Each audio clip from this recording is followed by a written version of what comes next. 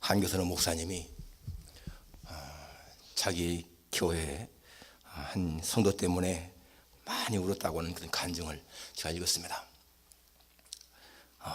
부활절 전날 한 고등학생이 여학생이 찾아와서 내일 부활절인데 헌금을 미리 드리겠다고. 그래서 왜 내일이 부활절인데 미리 가지고 왔느냐고 그러니까 내일까지 기다릴 수가 없어서 오늘 목사님에게 드리려고 한다고. 그런데 헌금을 내는데 보니까 가난한 여학생인데 돈이 많더라는 거예요.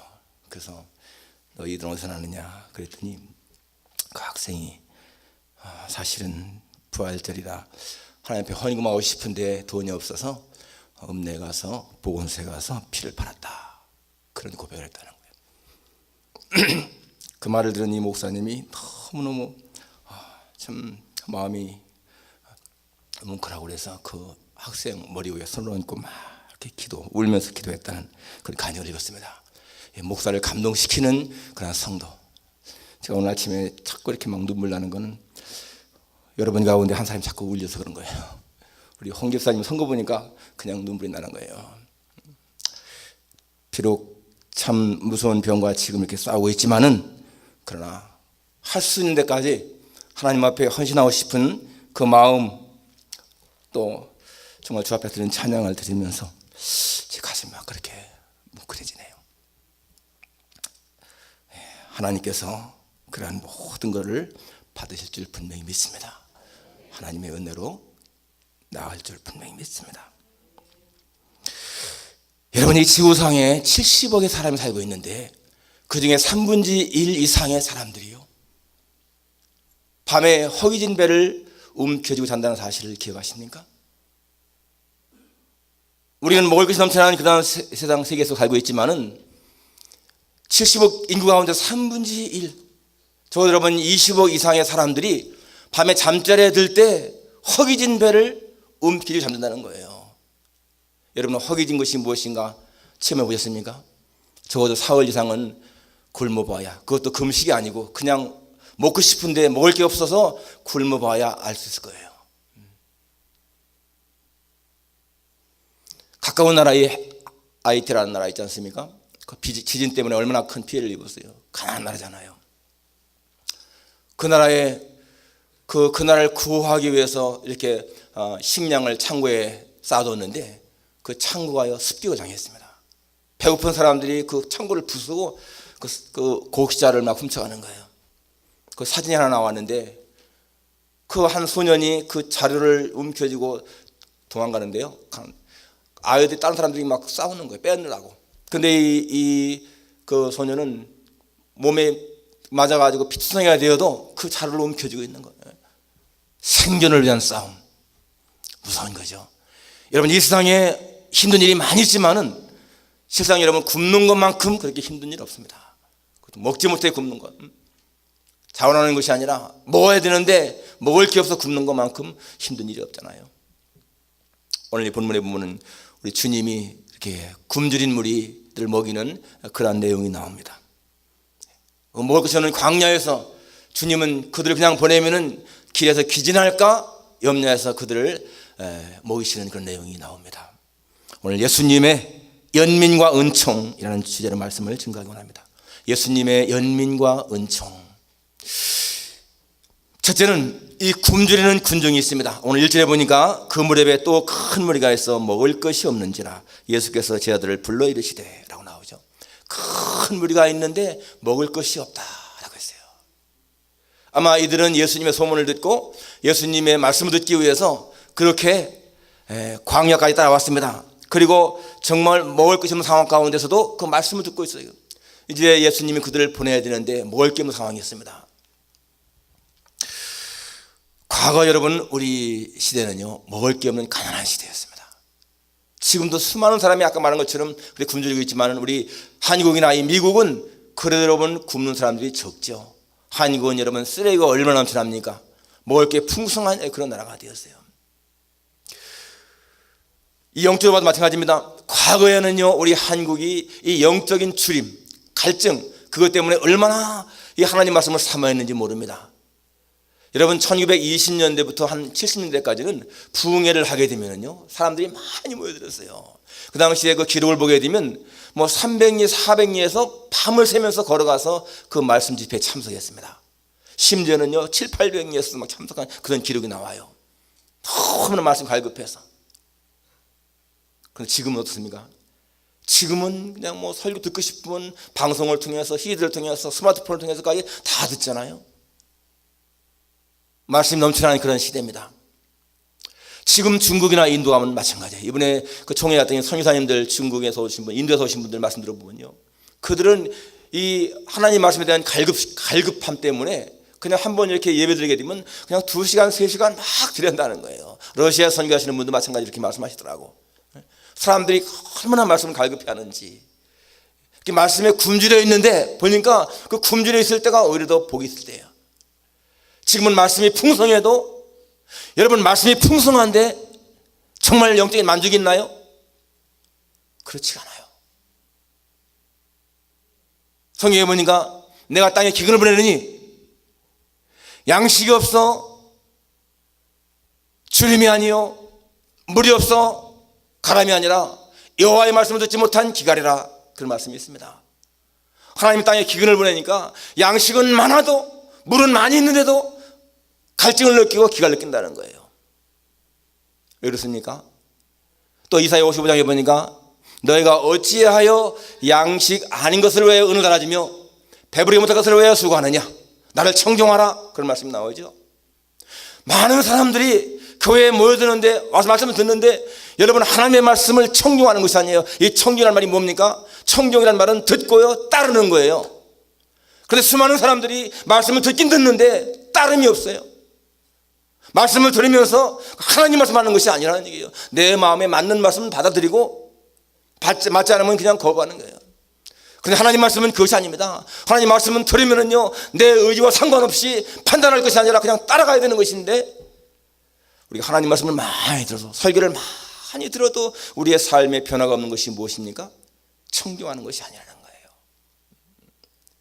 예수님 말씀에 내 살이 참된 양식이고 내 피가 참된 음료다라고 했습니다. 정말 예수님의 살, 그 피를 먹고 마셔야 생명이 있다고 했는데, 우리는 교회에 나와서 예배는 드리는데 하나님 말씀 듣긴 듣는데 내 귀 속에서요 다 걸르는 거예요. 하나님 말씀을 정말로 하나님 말씀을 받아들이는 게 아니에요. 그냥 성경은 성경이고 나는 나예요. 그것이 여러분 오늘 우리의 삶의 모습이 아닙니까?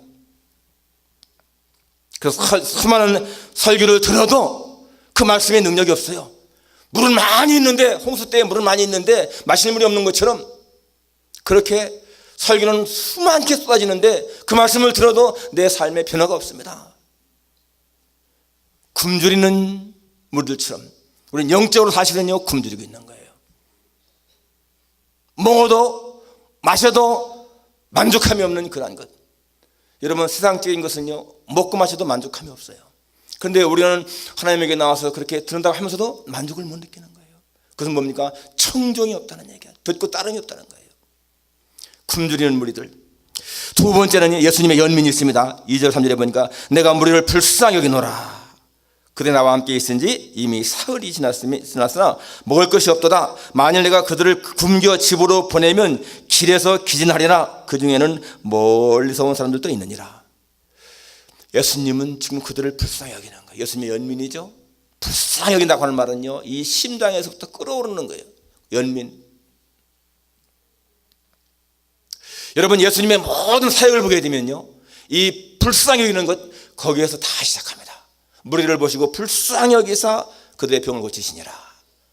불쌍히 여긴다는 거 중요한 말이에요. 예수님 앞에 와서 다윗의 자손이여 나를 불쌍히 여기소서, 그렇게 외치던 소경들 예수님이 고쳐주잖아요.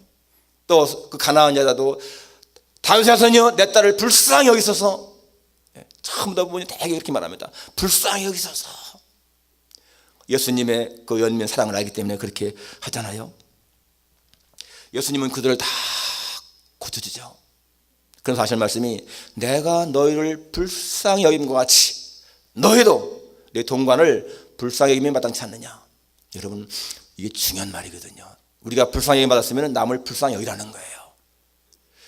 죄를 없게 해서 이 모세, 아기 모세를 갈탕기에 넣고 띄어보낼 적에 그 바로의 공주가 상자를 딱 열었을 적에 그 아기가 울었어요. 그때에 이 바로의 공주가 어떻게 했습니까? 불쌍히 여기는 마음이 들었다고 그랬어요. 여러분, 그게요 역사를 변화시킨 거 아니겠습니까? 그때 만일에 바로의 공주가 불쌍히 여기는 마음이 없었으면 그냥 버리는 거예요. 그럼 모세는 죽었습니다. 그러면요 하나님의 역사가 달라지는 거예요. 그런데 그 불쌍히 여기는 마음 이 하나가 모세를 살리게 되었고, 그것이 성경 역사를 변화시킵니다. 세계 역사를 변화시킨 거죠. 불쌍히 여기는 마음, 이게 얼마나 중요한지 모릅니다. 예수님은 눈물을 흘린 적이 몇 번 나옵니다. 성경에 보니까 베다니에 가서 그 나사로가 죽었을 적에 그 마리아와 마르다가 우는 걸 보면서 심령이 통분히 여기서 눈물을 주로 흘려 눈물. 이것이 예수님 마음의 연민 때문에 그렇죠. 연민. 죽은 자를 살리는, 또 야일의 딸 역시 살릴 때, 그래도 예수님은 불쌍히 여기는 마음이 있었던 것이죠. 여러분, 남을 불쌍히 여기는 것, 이게 예수님 마음이에요. 우리가 남을 불쌍히 여기는 것, 남을 돕는 것, 남을 위로하는 것, 여러분 이것이요 예수님의 마음입니다.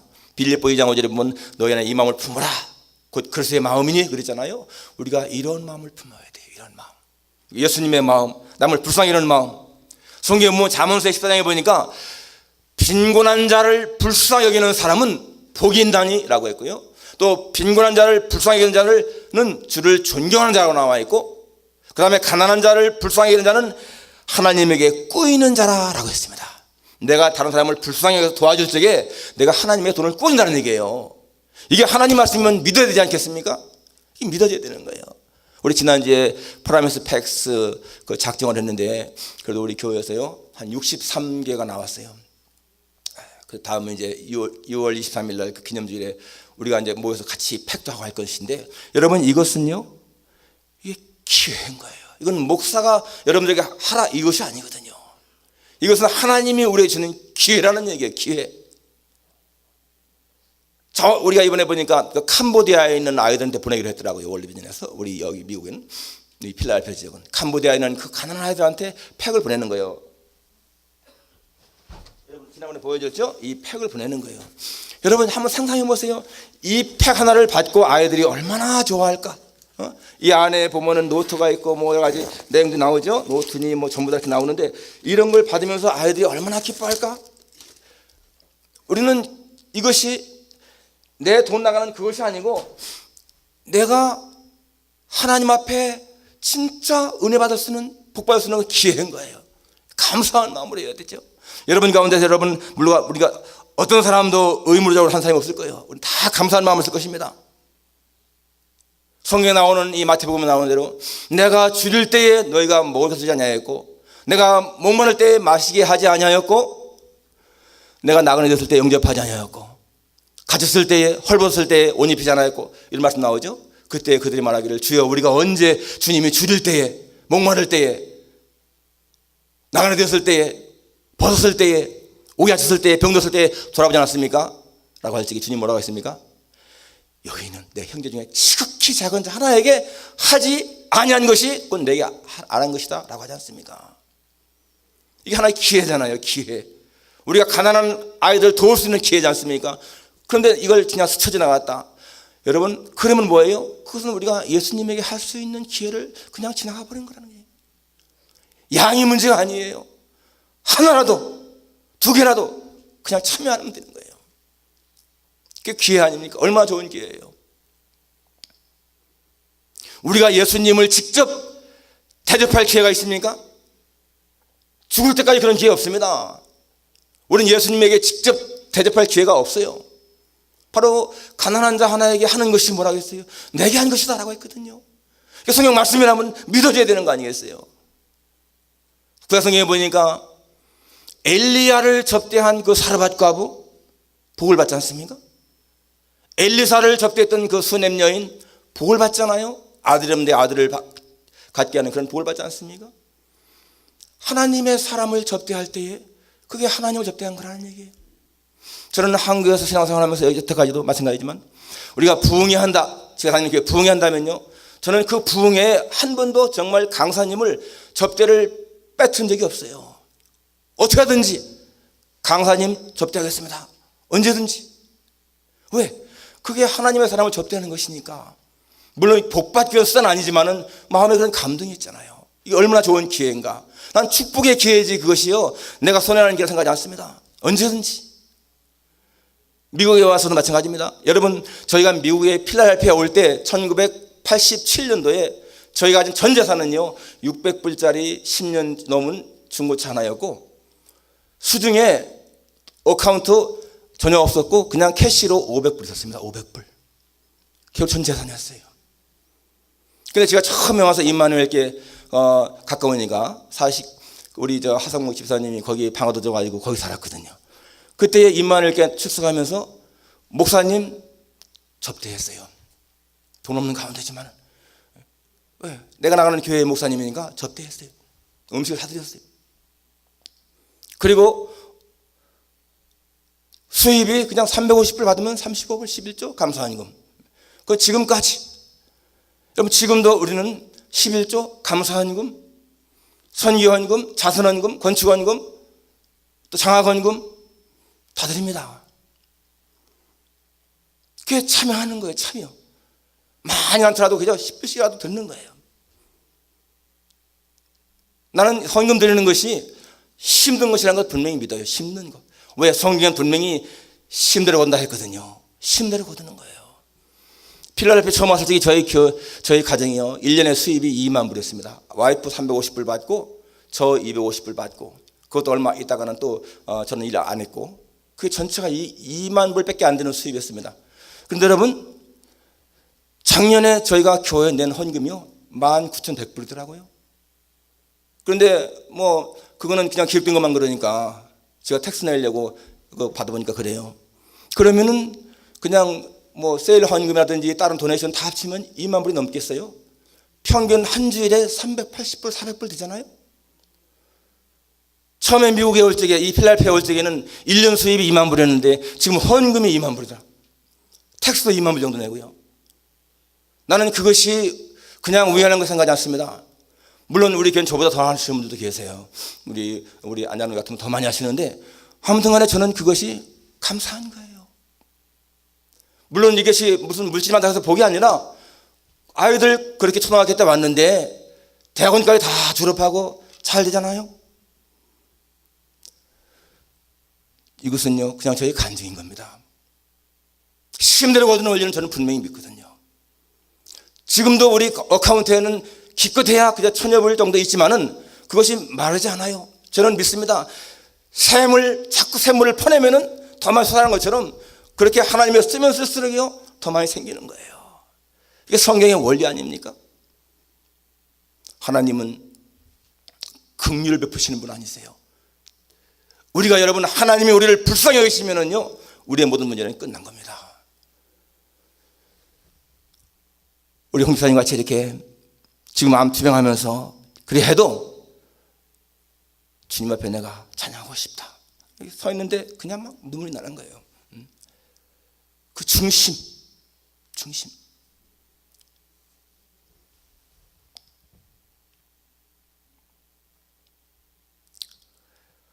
예수님의 연민 불쌍히 여긴다.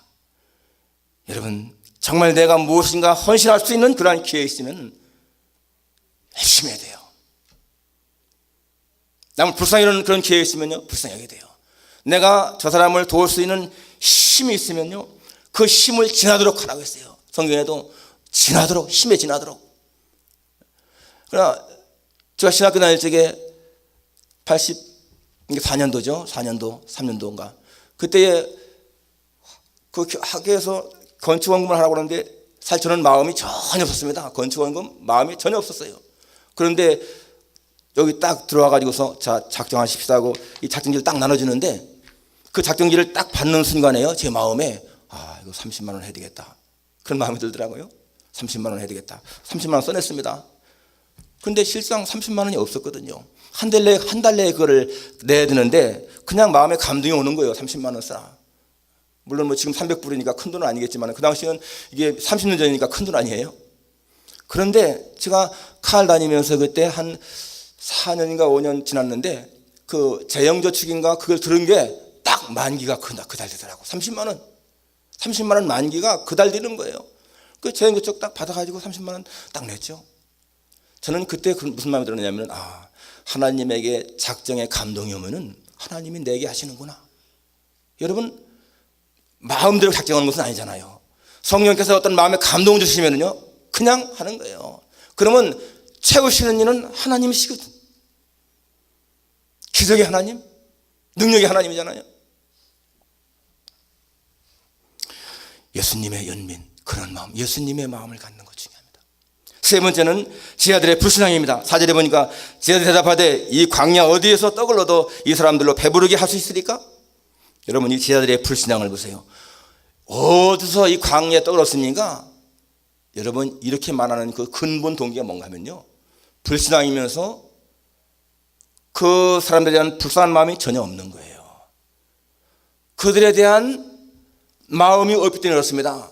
상관없다 그 말입니다. 이 무리가 굶든지 먹든지 상관없다 그 말이에요.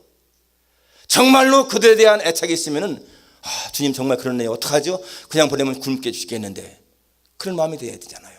예수님의 마음이라면은 그렇게 하면 안 되잖아요. 어떤 어머니가 자식이 이랬습니다. 엄마 내일까지 등록금 갖고 와야 돼. 월세금 갖고 와야 돼. 안 갖고 가면 학교 쫓겨나. 그러니까 엄마가 알았다. 내가 오늘 마련하마. 엄마가 그랬어요. 아침에 나갔어요. 근데 엄마가 하루 종일 안 들어오는 거예요. 나중에 오후에 들어왔는데 엄마가 여기 있다 하면서 돈을 주는 거예요, 아들한테. 그런데 엄마의 머리에요 수건이 쓰여 있는 거예요. 나갈 적에는 수건이 없었는데 보니까 엄마가요 자기 머리를 팔았어. 그 어머니요 이 집 가서 꿀려고 그러고 저 집 가서 꿀려고 그러고 아무리 다녀도 꿀 데가 없어. 꿀 데가 없으니까 나중에 어떻게 했어요? 자기 머리 잘라가지고 팔아가지고 마련해 온 거예요. 그게 엄마의 마음이잖아요. 그게 예수님 마음이거든요. 그 어머니는 자식이 월세금 내일까지 필요합니다라고 할 적에 무슨 수를 써서라도 할 마음이 있거든요. 자식 때문에, 사랑 때문에 그냥 돌아갈 수가 없는 거예요. 자기 머리를 잘라 팔더라도 마련하는 거잖아요. 그 예수님 마음이지. 여기 제자들이 정말로 그 군중에 대한 애틋한 마음이 있었으면요 그렇게 말할 수가 없죠. 이 광야에서 어디에서, 왜? 이미 얼마 전에 오병이어 체험했지 않습니까? 오병이어 체험했으면 적어도 주님 지난번 같은 기적을 한번 베풀어 주십시오 라고라도 할 수 있잖아요. 그런데 상관이 없으니까 남을 도울 수 있는 기회가 있을 적에도 그 사람들 나는 상관없어. 저 아프리카나 뭐 캄보디아나 아시아나 사는 사람들 내가 뭐 그런 사람들 관심도 없지. 내 문제가 급한데. 그러니까 이게 못하는 거예요. 정말 예수님의 심정 가지고 주님 말씀에 지극히 작은 자에게 것이 내가 한 것이다. 그 말이 믿어지면은 이건 정말 내가 예수님 대하는 심정이구나. 그 기쁜 마음으로 할 거 아니에요. 기쁜 마음으로.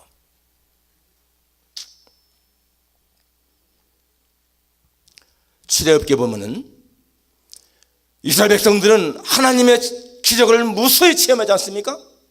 그렇게 많이 기적을 체험해도 나중에 어떻습니까? 또 불신앙하잖아요. 또 원망하지 않습니까?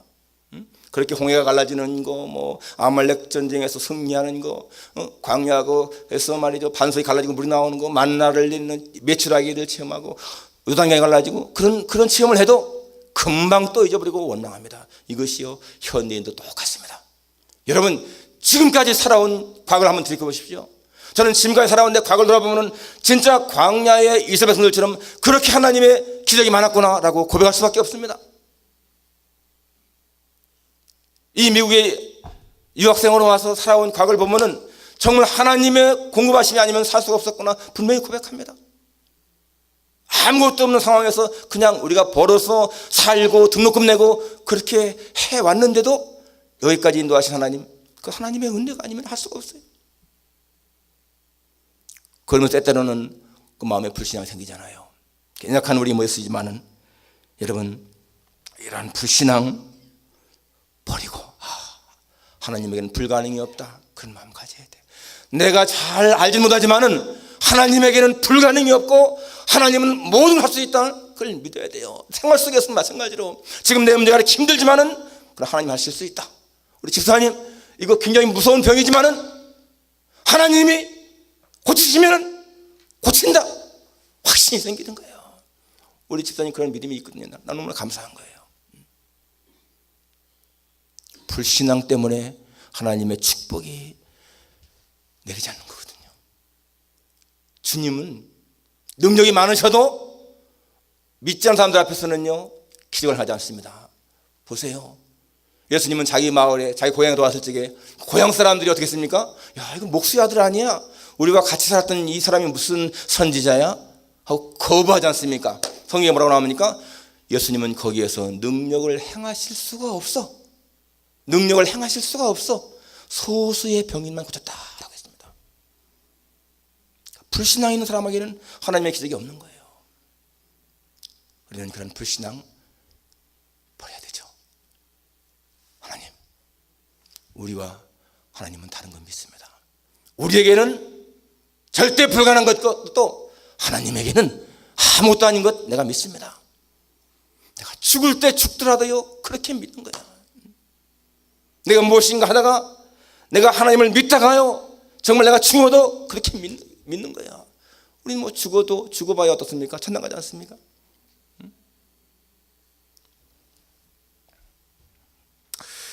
제자들의 불신앙. 네 번째는 예수님의 은총입니다. 5절에 보면 5절부터 보면 예수께서 물으시되 너에게 떡이 몇 개나 있느냐? 이르되 7개로 소이다. 이 7개를 가지고 예수님이 다 명하시 자리에 앉게 하라 하고서는 떼서 하나씩 주잖아요. 그걸 보니까 여기 4,000명이 배부르게 먹고 7광주리를 거두었다 라고 나옵니다. 여러분 여기에 참 중요한 말씀이 있습니다. 예수님은요 무에서 유를 창조하시는 분이에요. 떡 5개 물고 떡 이거 몇 개 없어도 먹을 수 있는 거예요. 그런데 예수님 말씀에 너의 떡이 몇 개나 있느냐? 그걸 가져와라 라고 하잖아요. 우리에게 있는 것 가지고서 기적을 행하시는 주님. 중요한 포인트입니다. 중요한 포인트. 예수님에게는 숫자가 문제가 아닙니다. 환경이 문제가 아니에요. 광야냐 무슨 뭐 도시냐 그게 문제가 아니에요. 떡을 구할 곳이 있느냐 없느냐 그게 문제가 아닙니다. 예수님은 어디서나 다 할 수 있습니다. 그런데도 불구하고 예수님은 지금 너에게 떡이 몇 개나 있느냐 그거 가져와 하면서 그것으로 지금 말씀하지 않습니까?